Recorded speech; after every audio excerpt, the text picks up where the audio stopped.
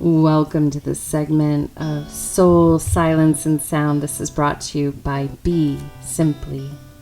Stars, trees, clouds, and the moon. They all have a meaning and they look Soul, Silence, and Sound brought to you by BeSimply. This is Suzanne. I want to thank you for joining our new moon segment, which is arriving right now as I'm recording this. And we also are having a partial solar eclipse in kind of the southern hemisphere, from the equator to the southern hemisphere.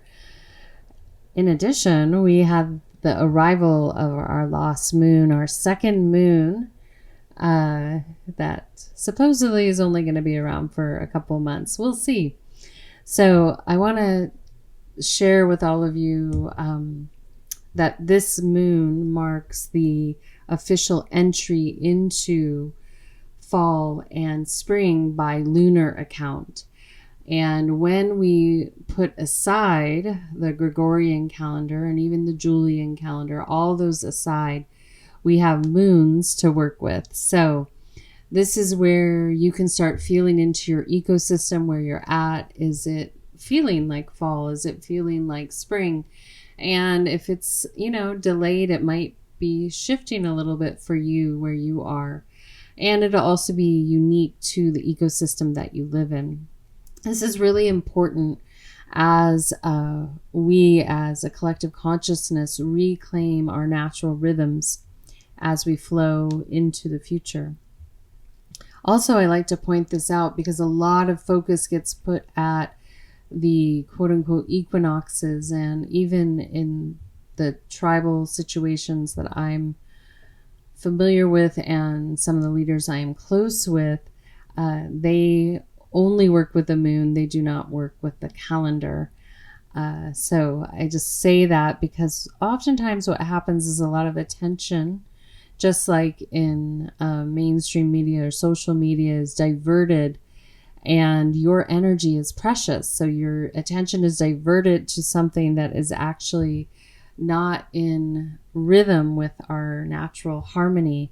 And we all have a unique pace and flow and frequency, and then we have a unique relationship with the ecosystem that we live with. So something to consider. And as I've mentioned, our brothers and sisters in the southern hemisphere and our brothers and sisters in the northern hemisphere both are balancing certain elements for us throughout the year, and our brothers and sisters at the equator are helping us show how to work with all the elements at once, rocking steady. So where we're at is the reason I share that about taking the attention away, is that right now everyone is being pushed, stretched, and has been pushed, stretched emotionally, physically, mentally, spiritually, and that basically pulls your attention away from the seasons that we're actually entering and co-ops your energy, so it gets misplaced where it cannot be useful.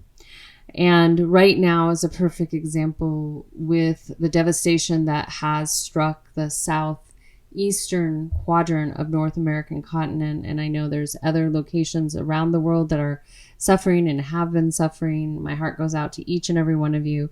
The reason I bring up this immediate surrounding is, one, my heart has just been in so much pain over this, similar to how I've been over Maui and some local happenings here in Southern California.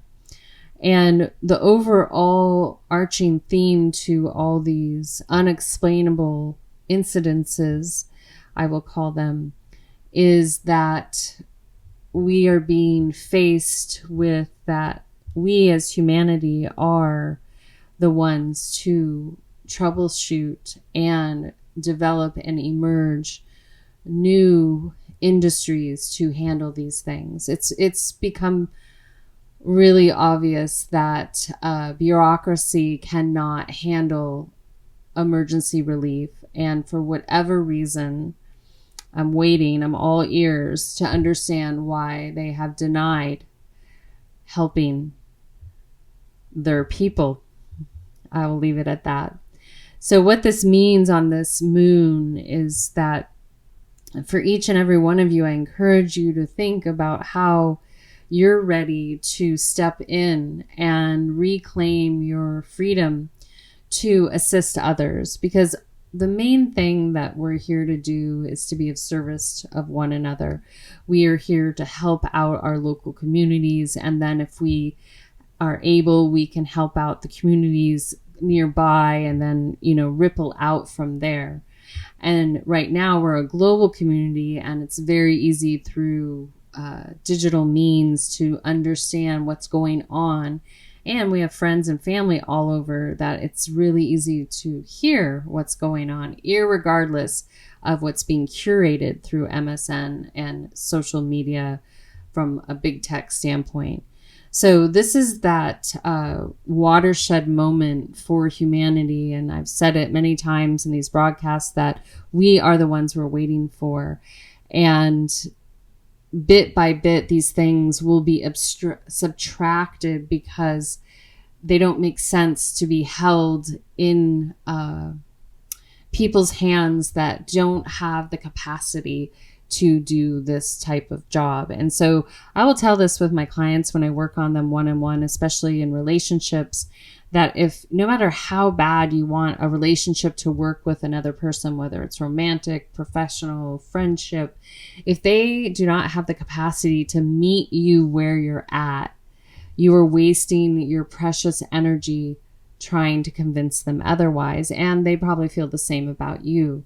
And so with this macro level, we are at a point where it's important to accept that. And then how you bring it down to the micro level is, how do you contribute in your local communities? How do you start to take care of one another? How do you help in your local towns, irregardless if there's municipalities that are to handle infrastructure?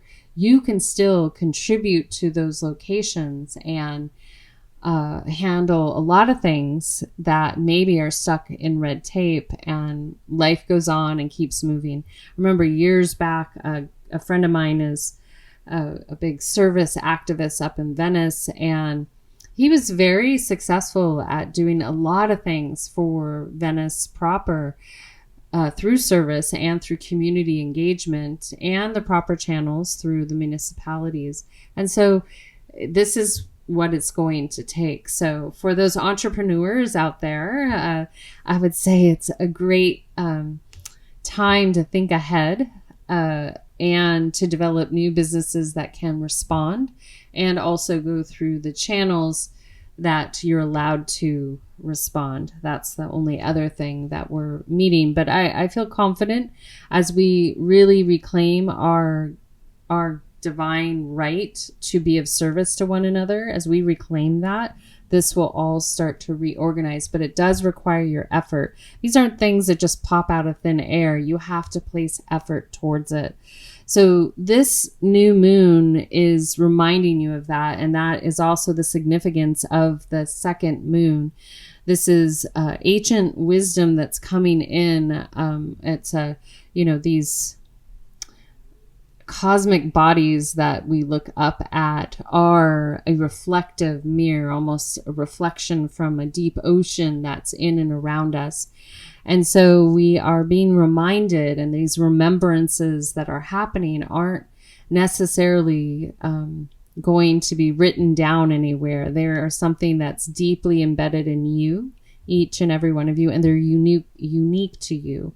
And how anyone can make sense of a remembrance or a dream or something suddenly that awakens something in them is to, one, honor what you receive. And that's what the moons are about. Like, honor what you're receiving, what you're feeling, sensing, seeing in the physical world, but also your dreaming world. And then write those things down. And then when they corroborate from your subconscious to the conscious mind, then we know we have the ability to sync up this information and do something really valuable with it. And so these periods of remembrance are really profound, and I hope you pay attention. And probably the most difficult part is because there's been a resurgence of grasping for a faith, which is fine, is beautiful. I encourage all my clients, whatever your faith is, if it's a 500-year-old redwood, if it's the Taoists, if it's yoga, if it's Christianity, if it's your mindfulness practice through Eastern arts, whatever it might be, Christianity, fantastic. Yet your mind, if you so to choose, is best to open up beyond what you think you know. Because just like people get enchanted with story, that are created on the big screen, created at amusement parks, they get enchanted and they identify. And that's why our ancestors utilized story to teach. And they were not meant to take literally. They were meant to be a mechanism for learning. So right now, there's a lot of humans that are partially awake, but grasping at information that they don't completely understand because they haven't deepened within their practice. That will happen. But I just encourage each and every one of you, wherever your north is for your inner soul right now, and what you were born into, and what you feel guided to study and learn and have reverence for, just open up your mind beyond what you think you know, because these energies that are coming in are beyond what is limited for our physical beings to study right now. And as I mentioned before, every aspect of our limited knowledge of our history is and has been manipulated. So therefore you can't just say, oh, this is true, but that's not. This is true, but that's not. It doesn't work that way. Every facet of our entire composition is going through a metamorphosis. And so that is why these ethereal energies are coming in to assist on a soul level for the activation from within. And then it's, the things that you've been reading, the things that have brought you solace, the things that have brought you peace, begin to deepen, or they begin to change or have a different significance. So it's an exciting entry into fall and spring. And I recommend, if you can, to stay grounded in accord with Chinese medicine. It's like metal and wood going on. Metal being this alchemy. In Ayurveda, it's called ether. They don't let this word be used, and I say they. This is part of where they manipulate our understanding of even elements. So really, it's not about the metal. It's about ether and wood. And so if you look at a tree, it's this divine being that stretches and transcends from the earth through the air to the sky above and reaches out to all fields around all the plant system. And so the alchemy of ether gives us life and also gives us the ability to really breathe into our existence that which we want to make present with all of us. The proverbial make change, be the change, but it's really make change. It's not just about embodying it. It's about actually making it, going into motion.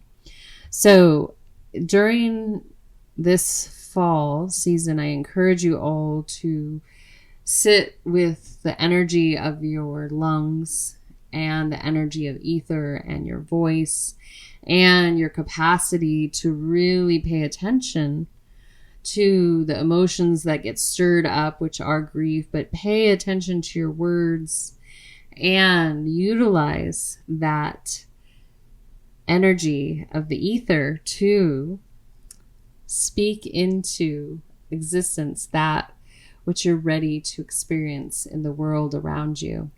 And so this is a dance, because while we take care and reclaim our right to be of service to one another, our divine right to be of service to one another was never meant to be in a controlled system. It's your divine right to have governance over your body, mind, heart, and soul. It's your divine right to stay in well-being. And there's no outside system that needs to be responsible for that. And this is what we're remembering right now. So I will be talking more during this part of this annual cycle about the ether and what's available to us. And it's very poignant right now because the forces that try to keep grasping at consciousness and remain in control, they're grabbing at the element of metal.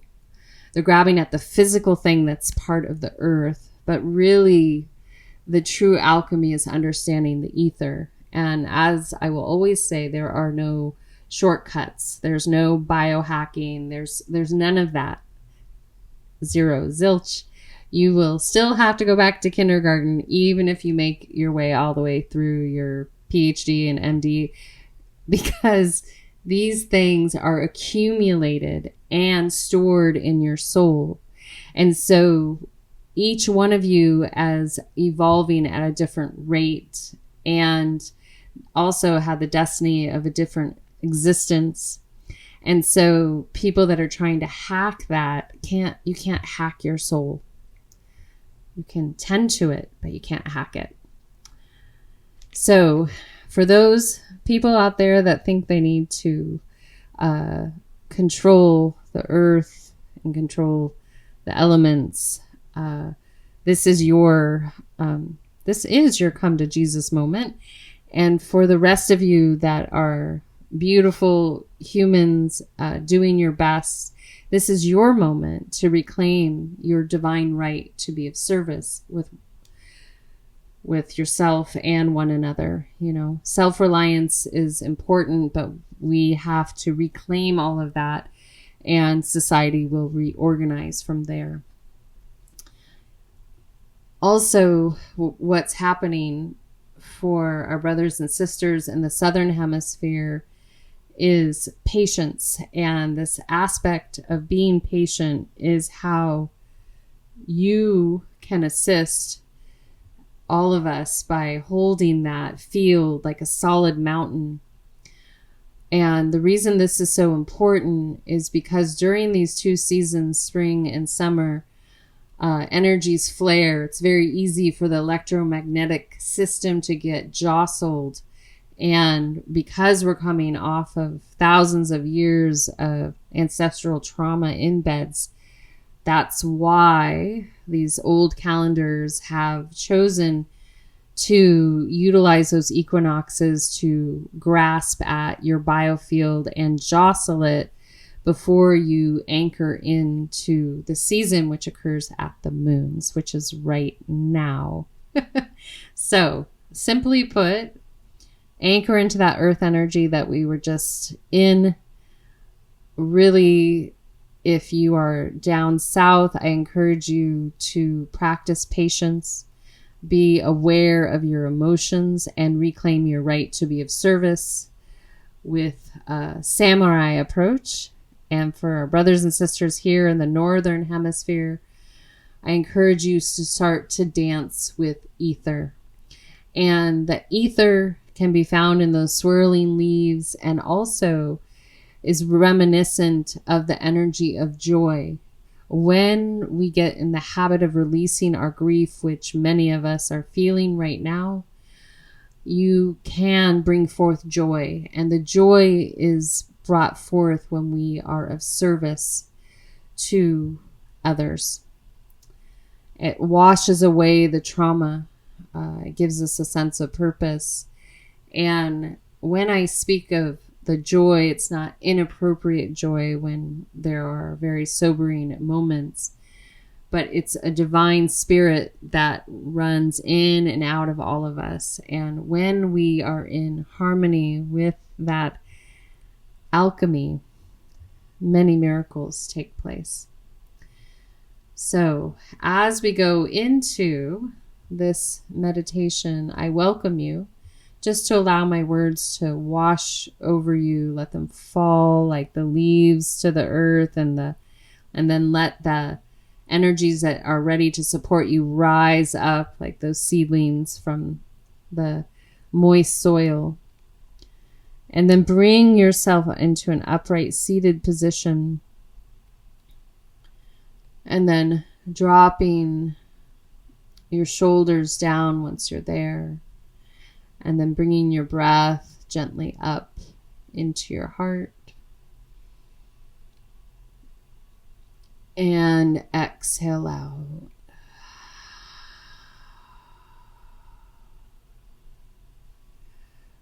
Again, inhale.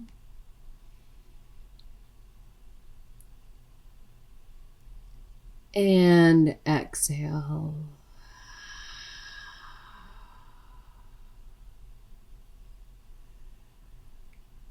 Another one, inhale. And exhale.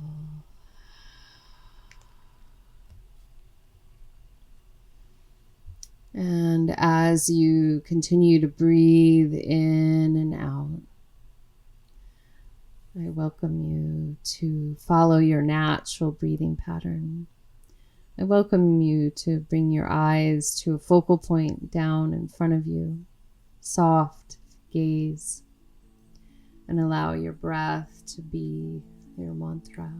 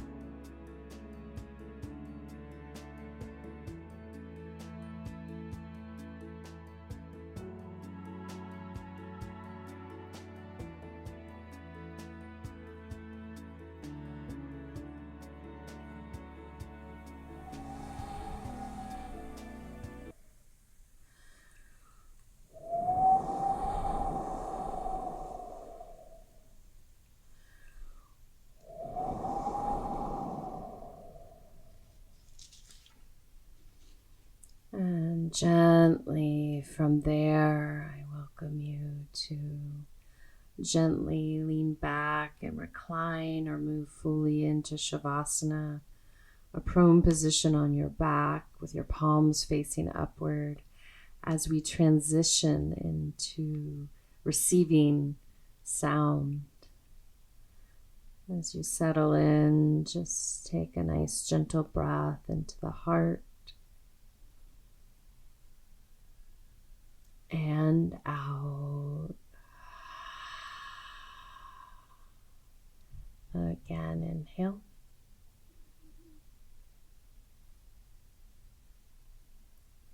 And exhale.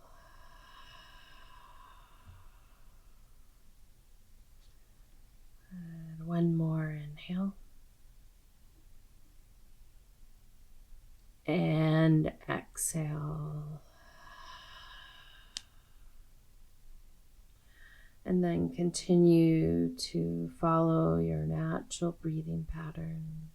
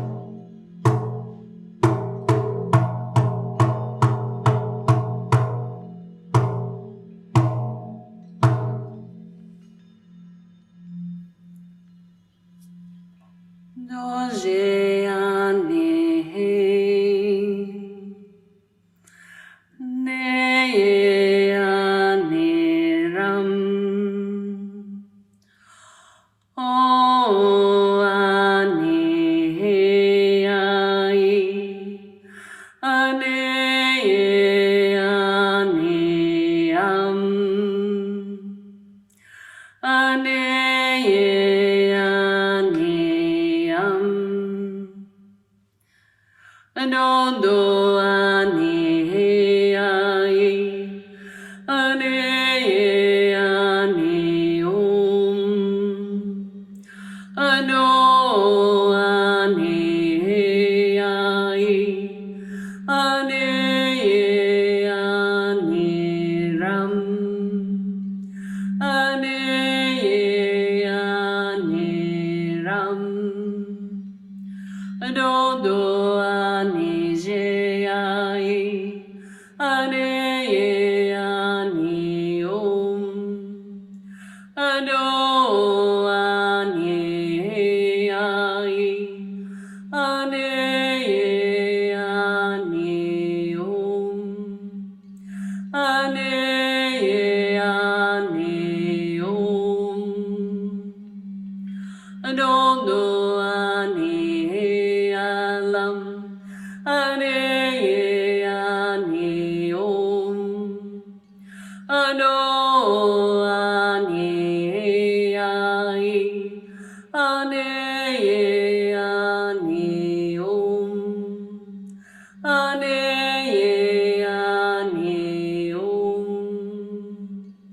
adondo ane ai, ane ane lam, ano ane ai, ane ane ram, ane ane ram.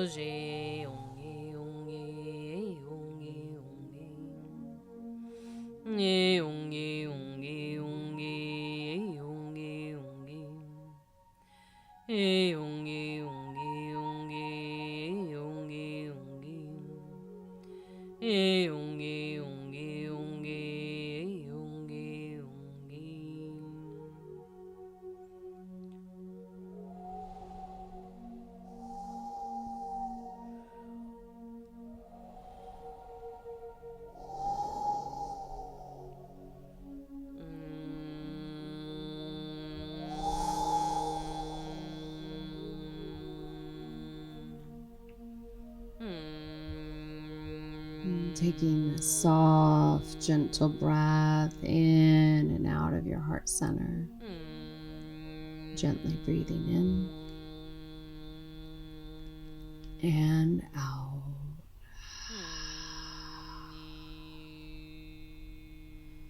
Again, inhale. And exhale.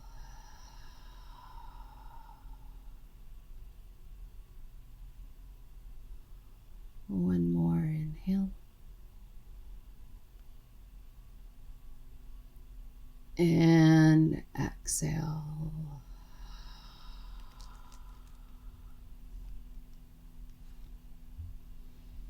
And when you're ready, as you rise back up to a seated position, or feel free to stay where you're at, I encourage you to just be with where you're at.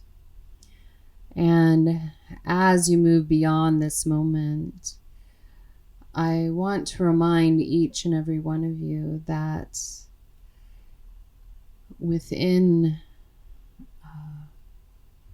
grief, we are afforded to transcend that emotion and dance with joy.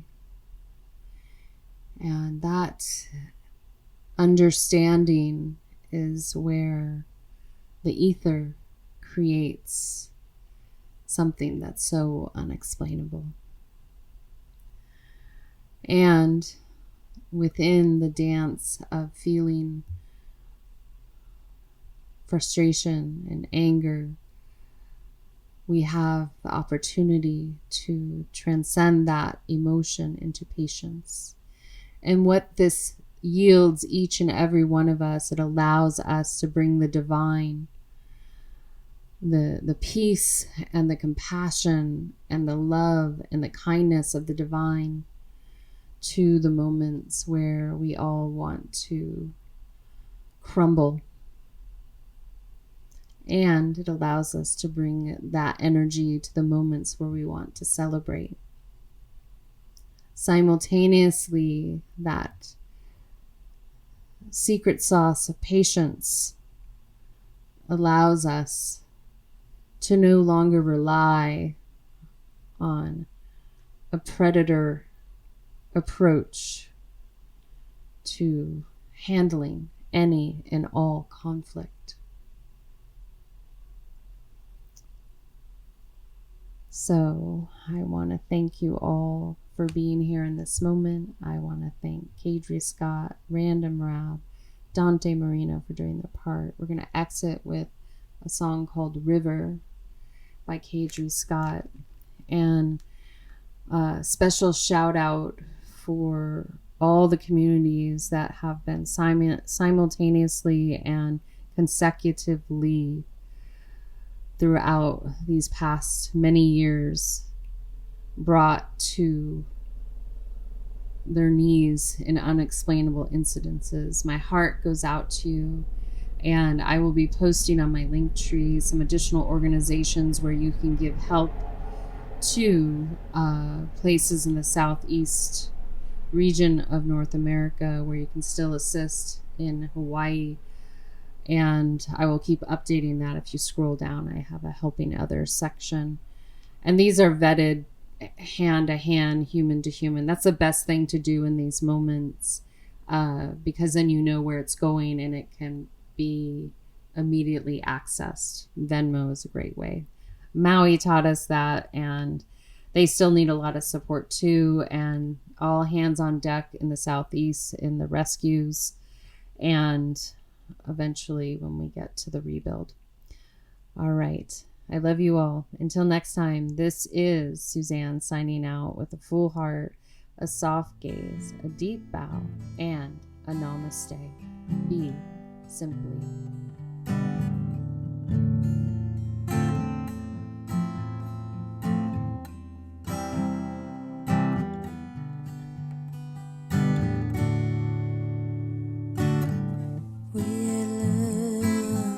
Something change, it'll feel so strange now. And if you show what remains, I will never say no. And like a river flows, my love remains, but I'm not ready to let go. So please just stay, Jasmine.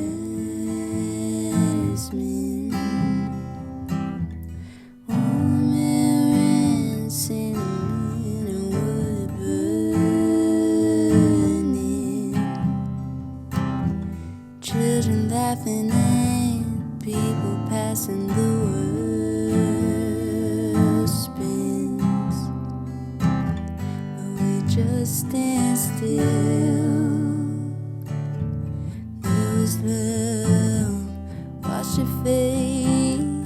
Don't you feel so strange now? And how do you know people change if they never say so? And like a river flows, your love has strayed and you're ready to let go. I'll do the same, Jasmine. Warm air and cinnamon and wood burning.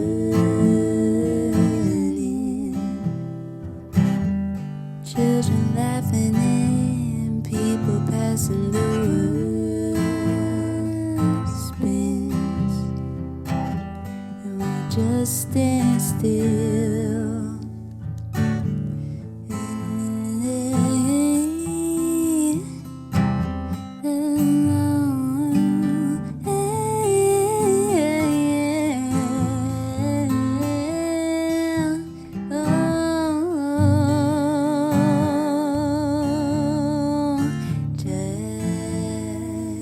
Jasmine, warm air and cinnamon and wood burning. Children laughing and people passing, the world spins, and we just stand still. We are love, what remains, everything's so clear now. And what do you know?